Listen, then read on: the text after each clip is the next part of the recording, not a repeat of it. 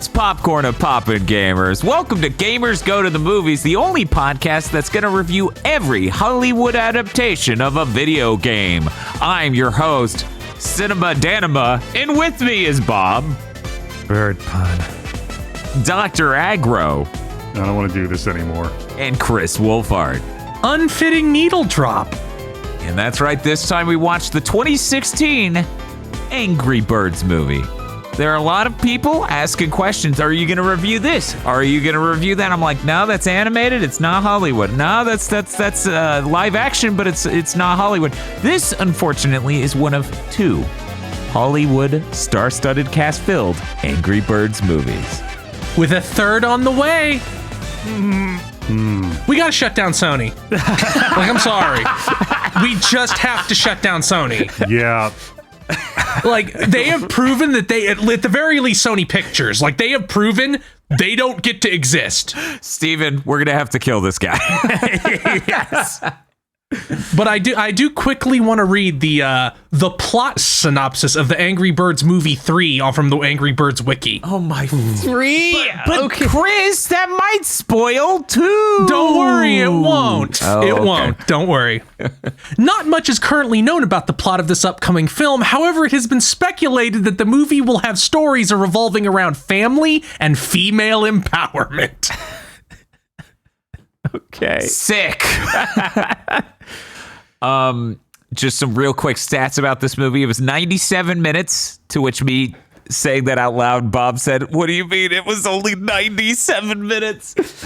It had a budget of $73 million. It made a box office of $352.3 million, and its Rotten Tomatoes is currently sitting at 44. Not low enough. Not low enough. 2 digits is too high. This is my favorite part. Only 2 people on this podcast have seen the Minecraft movie, and I have told Bob spiritually they are the same film, except for one features flesh humans and horrible green screen backgrounds. Chris, what are your thoughts? I think Minecraft might be better. Oh! Well, there's only There's only one way to find out. Yep. I mean, watching it the way it was intended to be seen in VR chat with the version without the special effects done and an ad for a casino in it. That was a better experience. I don't know about it being a better movie once you watch the fully constructed creature, though. That's true. But there is more joy in Ninja Roll than anything in this movie. I had a lot of joy making sure Bob got every pun in the entire film. Get this fucking... It doesn't even pun right. It doesn't know where to place them or how to... Okay. Here's the weirdest thing that has happened to me this week. Okay. I was watching this movie, and while my mind searched for anything to latch onto, I was reminded of an episode of Doctor Who. All right. During the Tennant run, there's an episode where a bunch of people are studying this big black sphere. And anyone who's in the room with it sort of naturally hates it, like they're upset looking at it, and they can't figure out why. And Doctor Who explains it's because it's a void ship. It doesn't super exist. It doesn't give off heat. It doesn't reflect light. It doesn't cause vibration. It doesn't disturb the air. It gives off nothing. It is a void. This movie is a vacuum. Yeah. To briefly summarize. Oh, go ahead. No, I could ramble about how this movie is nothing forever. Every time they make a choice, every time there's a new line, every time a new story event happens, like, wow, you sure built a movie. Like, you know when you go to a fancy restaurant and you order a food item and they serve you foam on a plate that's flavored like the food item? That's this. Yeah, this whole movie feels like it could just be a bunch of random 5-minute, bite-sized vignettes they just show up on YouTube. No, it is. It is really that. The best parts of it are just tiny, self-contained joke animation-based sequences, and those are interjected into, completely at random, by the way, into a movie that is the most by-the-numbers plot humanly possible To the point where you start feeling like you're losing your mind when you realize how many times you've seen this movie already. To briefly summarize the plot, though, our main character is Red. He's played by Ted Lasso, and he's an angry bird. Except for in his actions in this movie, he really isn't that angry of a person, like at all. He's just kind of curmudgeonly. Just a little. He's not even that much curmudgeonly. Yeah, and this is so weird. He is that character that stand-up comedians are when some idiot lets them make a movie and they all write the same movie about how they have a list of petty grievances, but in the end, everyone realizes they're right. Yes, that is, yes. It's like Dante's Inferno for morons, yes. For some reason, that's what this movie is. He's told by the courts that he has to take an anger management course. He takes the course. The teacher of the course clearly suffers from anger issues. Isn't that funny? Anyways, by the end of the movie, she's farting fireballs. That's a thing that I had to go check. Like, are these ammo types in Angry Birds when they're shoot? And they all are. Mm-hmm. Of course, they did their job. They wrote the things in the game into a movie. They get to use the iconography and some of the music of Angry Birds. I am floored how every single bird is some notable actor. Oh, yeah. No, this is hands down the most star-studded cast we've had on Gamers Go to the Movies. I don't even... Like, the Minecraft movie might beat it, but I don't know if anything else ever will. Like, the judge is Keegan-Michael Keel. Hannibal Buress is one of them. Mm-hmm. Yeah, no, it's Peter every single Dinklage. role. Like, it's every single role. Yeah. This is just how they do animated movies nowadays. They stunt cast the shit out of them to get people to come see them. Yeah, I think it was Shrek that pioneered that, and everyone hated that it worked. And then that was just what we did from then on. And here we are reviewing Angry Birds. Yeah. Didn't work for Scoob. Thank didn't you, work Shrek. for Scoob. No, it didn't work for Scoob, and thank God. Jesus. Could you imagine the fucking nightmare universe we would be in if Scoob succeeded exceedingly well? Fuck.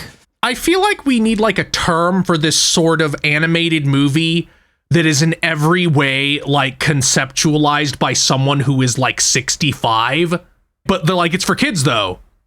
Like the needle drops in this are incomprehensible. Oh my God. When they started playing Behind Blue Eyes, I had the subtitles on, so I was hit with Behind Blue Eyes by Limp Bizkit.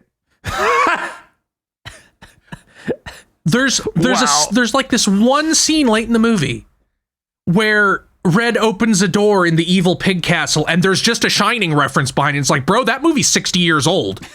Yeah. Well, like I said, he's a stand-up comedian. They let have a movie, but he's clearly a 90s stand-up comedian because the things he's mad at are traffic, the fact that yoga exists, people talking about their feelings, experiencing an emotion other than annoyance.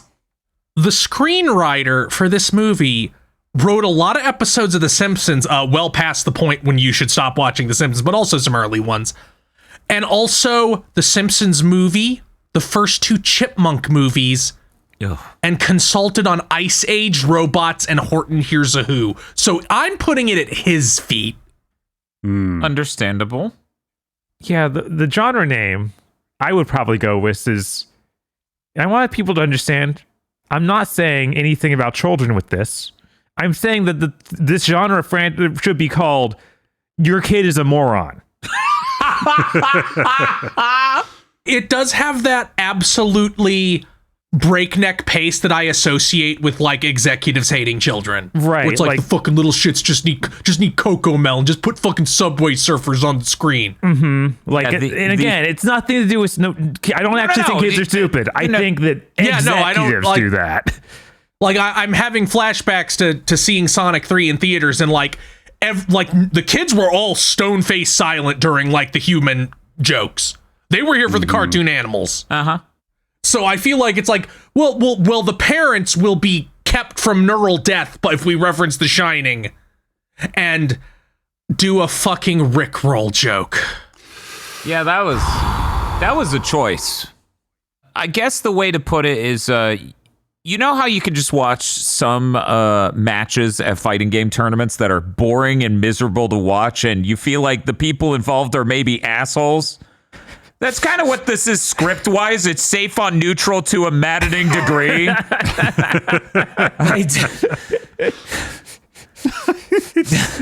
It's so weird that the plot of the first half of this movie, which by the way, this is an Angry Birds movie.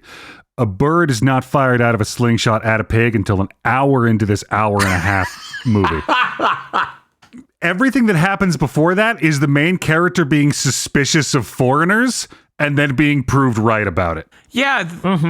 The movie has the bold message that the crazed xenophobic loner of your community is always right, and you should fear and resent those different from you. Yeah, the movie's only undercurrent being I'm right, and they were wrong to point out that I'm angry, curmudgeonly, and unlikable is insane. Yeah, no, where the movie opened like it did, I thought that this was going to be like, oh, well, he's going to have to learn to get less hot-headed and still be angry or something like that.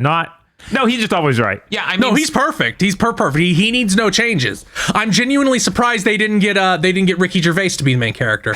You know what? Yes. I've seen the movie Anger Management, so I was expecting things similar to that because that is a comedy written about an anger management course and crazy stuff that could happen. And I was like, oh, I see why you would turn this into that. No, not that either. It wasn't that at all. This guy's just right, and we all hate him for it. They do this weird out-of-order flashback montage of events in which he was angry and there were negative consequences, but they also sprinkle in he was bullied as a child. That one time. Wow. Isn't he sympathetic? Yeah, like... He's so sad that he doesn't have close relationships. Not because people don't accept him, but because he's a fucking asshole. Yeah, there's this weird undercurrent, like Agro, said, oh, fear foreigners. There's that, but there's also this weird framing of the bird society being liberal cucks. Because the worst thing they can do is send you to anger management. We don't have any other punishments than that. We're bleeding hearts. And with the idolization of the mighty eagle. Yep. But it never goes far enough to actually be interesting. Like, it never goes far enough that I can, like, you can rubberneck at it like something like Days Gone, where it's obviously written by a right-wing psychopath. It just kind of sits unmoving, a void. It's like a lump. You threw pizza dough down on the table and just with the shape it landed in that's the movie. I wonder if anyone listening to this is in shock over this extreme negative reaction to the movie Angry Birds. And they're like, it was fine. I don't know. It was like holding kryptonite. What are you talking about? Yeah. The fucking X-Men reference. The X-Men movie reference. Where the yellow bird is like, I'm the Flash. Oh, yeah. The Quicksilver sequence. Yeah. No, that's not a reference. That's a whole ass scene we took. Yeah. 2 years after that movie, by the way, 2 years after Days of Future Past. So it's very transparent. It even has like the aiming the gun thing. It's okay. That sequence was used first in First Class, if I'm remembering correctly. No, it was Days of Future Past. That's when they introduced Quicksilver. It was reused in every one after that. Yeah. Yes, so it started in Days of Future Past, Yeah. though, and then they reuse it in Apocalypse. Ugh. I honestly, one of the parts of this that got me the most, that really set my brain into this, holy shit, I'm really dealing with this, is that everyone's a famous celebrity, except the yellow bird who's literally Olaf from Frozen. And I'm like, yeah, it's Josh Gad. Jesus Christ. It's like celebrity cameo. Remember how you saw that other animated film sort of near this time with this guy talking nonstop as the joke machine? We've got that too. All three of the main characters are that kind of like high C, low B tier of comedian. So that makes sense. Honestly, the weird thing is, I thought the yellow one was the best part of this movie. You are free to think that. I don't think anything had the of you most for it. Decent lines. He was part of what I think was the best visual gag of the film, in which he's flying through all of the different rooms inside of the pig castle. And, they do the classic character flying through a bunch of dangerous or painful things. But they just included a room where it's a bunch of pigs waving swords around. Yeah, they're just swinging swords at a table for no reason. Like, that one was delightful. Yeah, no, I laughed at that. It was really good because it was completely inexplicable. That would be one of those like classic animation weird vignette, small vignette that's just in this movie where it's like its own self-contained joke. Like they had these animation gag jokes that are just shoved in there. And that's like one of them, and it was one of my favorite ones. I have a question though, Agra. Have you seen Frozen? I have. Okay. I was just curious if you also had the experience of watching another CG animated film around the same time with the same character kind of doing the same bit. Honestly, I didn't pin that was Olaf till you said anything. Yeah. I was like, I heard these voices. I'm like, I know who these people are. Should I engage my brain enough to remember who? I know. I got 10 minutes into this movie and basically had the Agent Smith at the end of the third Matrix film mental breakdown. It was like, no, I've seen this before. I sat here for a podcast and I watched it, and then he did the funny bit. Who the fuck are you? That's right. I watched Frozen for a podcast for Kingdom Hearts. It's true. I hate the Sean Penn bird. I hate him. I hate him so much. I hate the way he looks.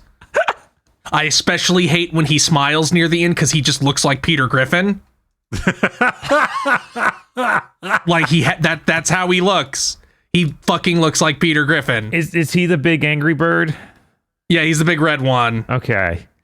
God. I hate his fucking face. In the games, apparently, he's silent because he has trauma from war, which they did not bring into this movie. Uh-huh. I think the only one of those visual gags that did really get me is when they're climbing the mountains to get to find the Eagle Man. And they climb the wrong mountain first. And then it does a super sped up montage of them leaving, but the bomb one just stays on the mountain. Yeah, they do a time lapse because they locked the camera down. Right, yeah. And the first two birds leave, but then he just sits there crying and weeping like he's gonna die. Yeah, yes. That was one of the better. That was one of like the three things. That one was really good. I feel like we need to thank Bill Hader for diving on this grenade and making sure that Jack Black didn't play the enemy boss pig. See, I was gonna go with thank God it's a white guy. Just after Thank the theme of the movie. God. Just after the theme of the movie, thank God. Now I'm imagining it's a white guy doing a really offensive accent. And I'm like, oh, that'd be worse. Something I thought of so often watching this movie, that Surf's Up sequel that's a WWE movie is better than this. By a lot. I do remember liking it more, but I was in a weird space watching that. So at the end when they're shooting all the birds at the castle and they're referencing their angry birds powers. Uh-huh. Mm-hmm. I genuinely thought, because the gag is they shoot like this sickly bird that doesn't achieve anything. I thought he was gonna be a smallpox blanket. Like I thought he was gonna land in the pig and they just start getting sick and falling down. And I was a little disappointed they did not do that. Chris, I've been looking at the spreadsheet and stuff, and doing other things, and I need you to know, I clicked back into the Discord channel. I saw this bird's face you posted, and I didn't make myself think this. I looked at it, I heard Roadhouse.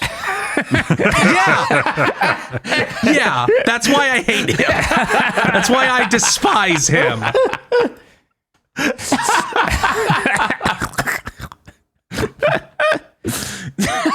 It would have been way too funny if that was actually him voicing that character. That would have landed. Yeah, that would have been really funny. Like, most of the time, this guy just grunts. He doesn't even say words, but then at the end he talks, and it sounds like that. I would die.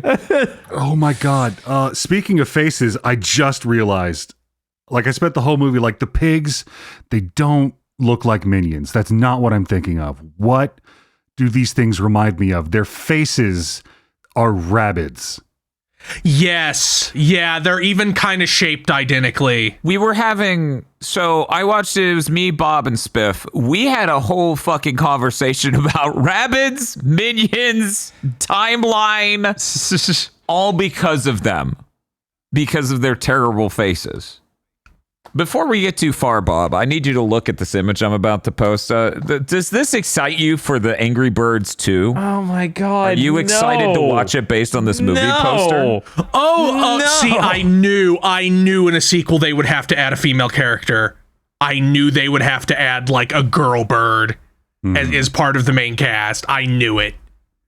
Meanwhile, I just saw the yellow bird on the right, and I'm like, did they literally turn his ass into a banana bird? Like, he's shaped like a banana right now, so I was kind of concerned about that. But no, the important thing is that they're frenemies. That's what the important thing is. Funny thing is that I in looking up Angry Birds lore, because I wanted to know if all these birds they made up were representative of anything in the game. Mm-hmm. And they all are. But yes. But the yellow bird's just a fucking triangle. Like, he's just a triangle. He is shaped he is just a fucking triangle. Yep. So here's what I find amusing already. Okay. So this first movie, it made let me just run it down real quick. Runtime 97 minutes, budget 73 million, box office 352 million. So the next movie, same exact length, basically the same budget. They save $8 million, but it does not do anywhere near as well. It makes 152 million. It makes under half as much. I'm genuinely shocked that Sony is even bothering with a third one. No, I was going to say it makes perfect sense. That bomb, they went, no, we got to step away from this. Mario comes out. Sonic keeps building speed. They go, well, maybe. It's our time. Well, maybe. Why shouldn't I have it as they look at their video game adaptation? Sony Animation has had a rough, let me look. Decade. Sony Animation just released K-pop Demon Hunters. But Sony Pictures as a whole, oh no. Sony Pictures as a whole is not doing great. And honestly, that Spider-Man movie is not maybe doing... It's coming out in 2 years, we swear. Wasn't it supposed to come out 3 years ago? Who? What? No. Oh, okay. I guess I misunderstood. I misunderstood when I showed up at the theater. Yeah, it's not going great. You know what would fix it, though? If they just make one more Hotel Transylvania movie. If they just make one more Hotel Transylvania movie, it'll fix it. The last one of those made $18 million on an $80 million budget. Whoa. Woof. Oh, man. But Sony didn't take a bath on that movie. Amazon did, because Sony sold it to Amazon Studios for $100 million. Yeah, because it came out in 2022, and obviously they would have been shopping it around during the pandemic. Right. That's funny as hell. That's funny as hell. Good job, Sony. Anyway, we need to eventually talk about this in the very important segments that we do, the axes on which we measure these films. Are there any last comments you all want to get in here that you feel like won't be relevant when you talk about the quality of it in various other aspects? They had to get the haha one of them's gay in there. They had to get it. I'm trying to remember that sequence. This is 97 minutes of bits. It's the yellow one when he has the fantasy of the mighty eagle like being a Chippendales stripper, and then he runs up and gets his chest signed by him. Oh yeah, I remember that. I had a weird Nelson Mandela effect moment watching these pigs do the cowboy song in the middle of the movie, feeling like I had memories of an alternate timeline in which every flea market or consignment shop I'd ever been to had like 80s troll doll style toys of these things. Like this is an alternate America they ripped these things out of. There's something deeply buried in like the pop culture ethos about these fucking things. It's true. They were always here. The movie just revealed their constant presence to you. I feel like we need to thank Minions for like outperforming their competitors in this ecological niche. I don't want to thank them because they caused this. Thank you, minions, for being an apex predator is a fucking statement I did not expect out of this podcast.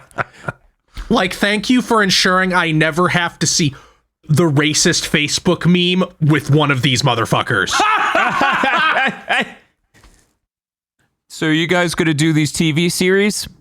Like on Gamers Go to the Movies? No, we're not going to review Angry Birds Toons, Piggy Tales, Angry Birds Stella, Angry Birds Blues, Angry Birds Summer Madness, or Angry Birds Mystery Island, but thank you for asking. Like 125 episodes total, by the way. It's so bad.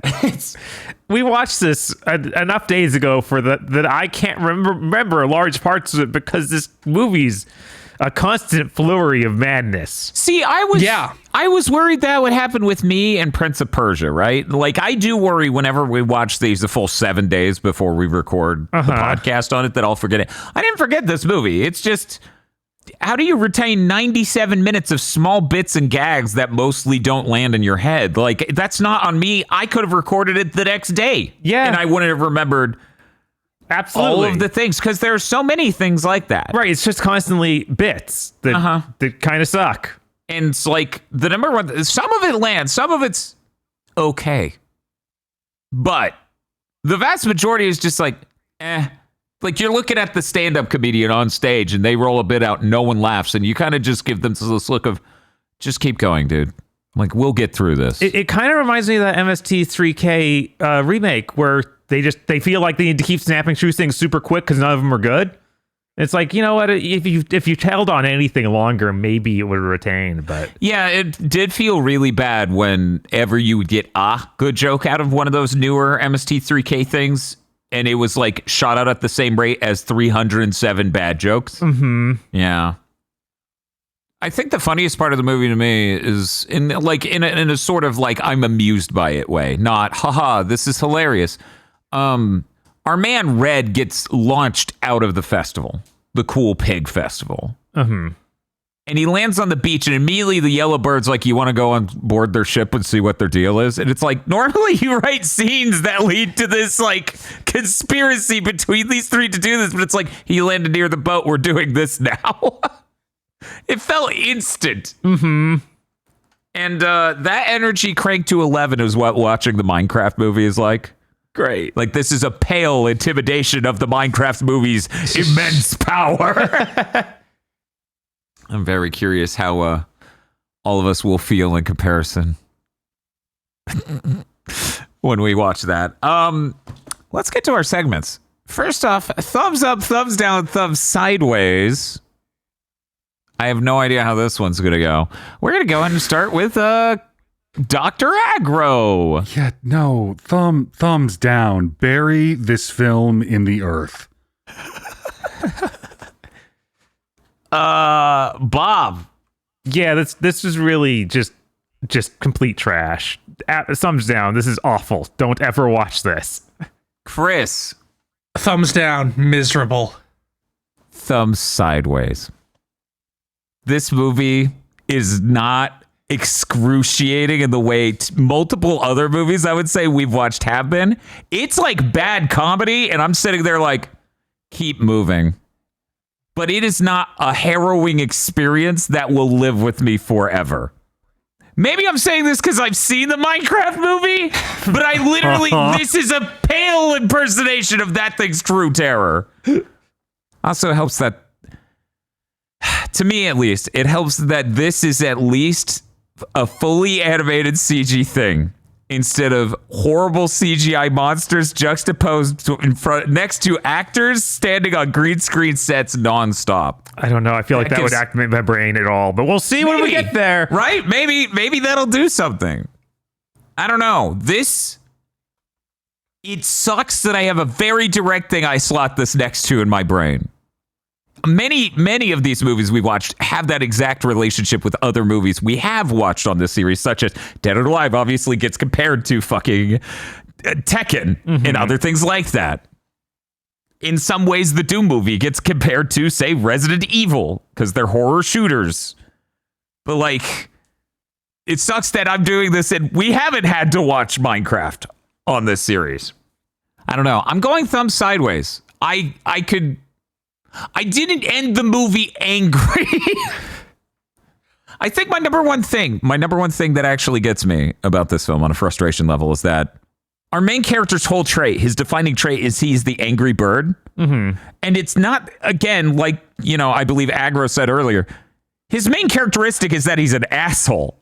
Not that he's angry and suffers from anger problems. He's not angry, he's grievance driven. Yes. Yeah. And so watching this film, I'm like, asshole birds? Could we not call it that? Right? Like, I just, this fucking character is fresh off of getting booed out of doing stand-up at a college, and now he thinks all kids have been brainwashed. Looking forward to who will be playing Red in the next movie, J.D. Vance. Wow, I got the vice president. Next category, is this worse than Tekken? Bob? Yeah, I'd say this is worse than Tekken. Tekken felt like I was watching a movie at all. This was, again, a random set of clips that were mostly bad. Aggro. Yes. Tekken was a thing that was done poorly. This is a bucket of dust shaken down and smoothed over. Chris. If I had my way, it would replace Tekken in this category, so yes. If I had my way, this category would be, is it worse than the Doom movie?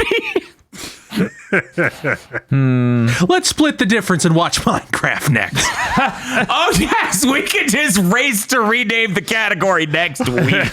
Oh, save me, Rampage.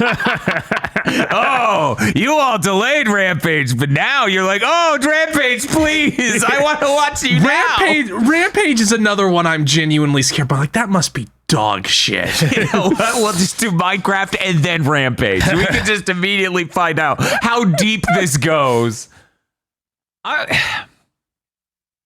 I'm trying to reframe, because the context of this question implies that for each of us, that Tekken is the worst movie we've seen. I do believe Doom. You know what? I'm going to say yes. I'm going to say it's worse than Tekken, yeah. If you asked me which one I wanted to rewatch, I'd probably rewatch Tekken. Mm-hmm. Yeah. Tekken's a fucking mess of a movie. Mm-hmm. It has nowhere near enough money. It's stupid and laughable at all moments. And there's more value in that, I suppose. Which ends up being funnier than this alleged comedy film. So I'll also say yes. Gentlemen, we need to rank the star power of this film. This is a 1 to 5 scale. I'll go first. It's a 5. Again, I don't know that we're going to outdo this. The Minecraft movie has bigger stars, too. But this has an insane amount of big stars. So I feel like this wins. In fact, again, the whole genre is the Shrek paradigm, right?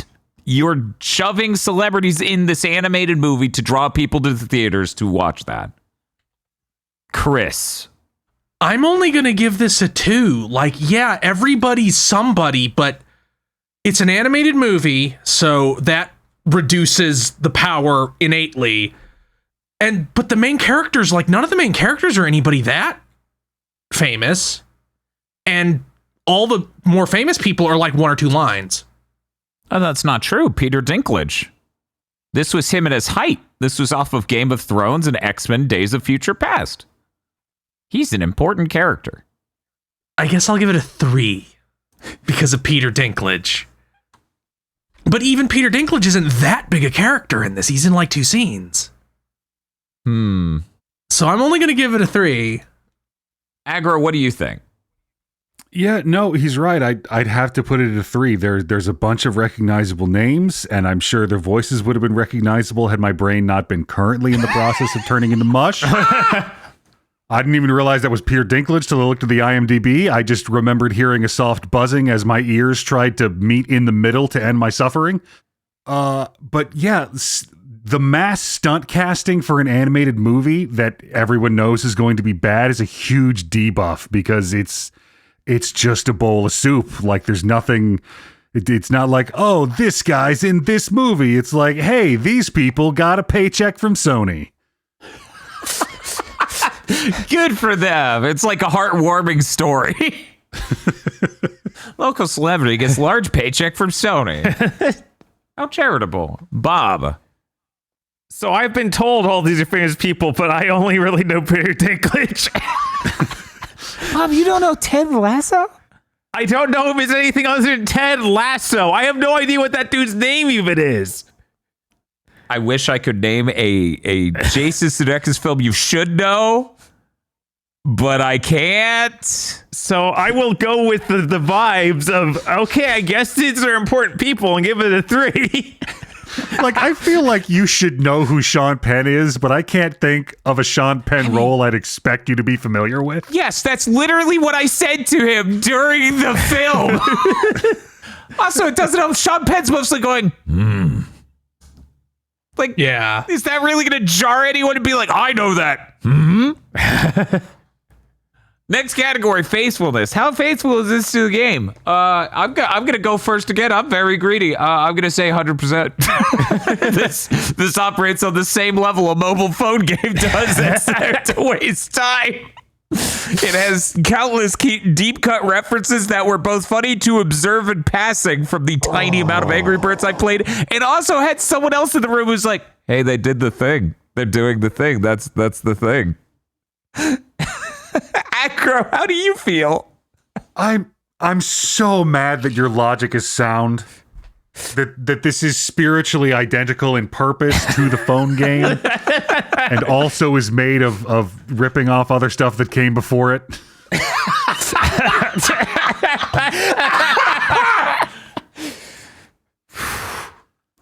But by dint of the fact that, once again, it is an hour into this hour-and-a-half movie before a bird is launched out of a slingshot at a pig house, I'm gonna cap that terrible revelation at 70. Damn. Chris? I'm going to give this a 90 because it is very close. But some of the characters are shaped wrong. And the main pig is not actually the main pig in the game. His son is. So that's inaccurate. I wonder if his son's in the next movie. Almost certainly.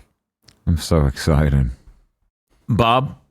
Yeah, they had that section where they just played Angry Birds. I guess it's 100% sure. I did download and play this game like once to talk about it here. Yeah, it seemed fine. That seems like what the movie is. The bird seemed angry. 100. He, in fact, was launched out of a slingshot. Yep, 100%. Fair. Would you say this is a substitute for the game? I will let someone else go first. Chris? No, you'd probably get any form of value out of the game. So these are nothing alike. Bob? Well, you probably, like, I assume there's a deeper lore to Angry Birds I didn't see, and this fills me in on it. So yeah, this is a good substitute, absolutely. Aggro? This is the first movie we've come to where I feel like, rather than an adaptation, this feels like something has sliced off and is wearing the face of the thing it is purporting to be. I'm gonna go with no. Yes, absolutely. In a different timeline, my child wants my phone to play more Angry Birds, but I will not give my child the phone. I instead stick the Angry Birds movie on the DVD player in the van. It is a perfect substitute for the game. I'm calling CPS. Should they have adapted this back into a video game? We'll start with Chris. Chris? They kind of did because they put King Leonard into multiple of the games as a promotional move. They did. So I'm going to say no because they already did. Okay. Aggro?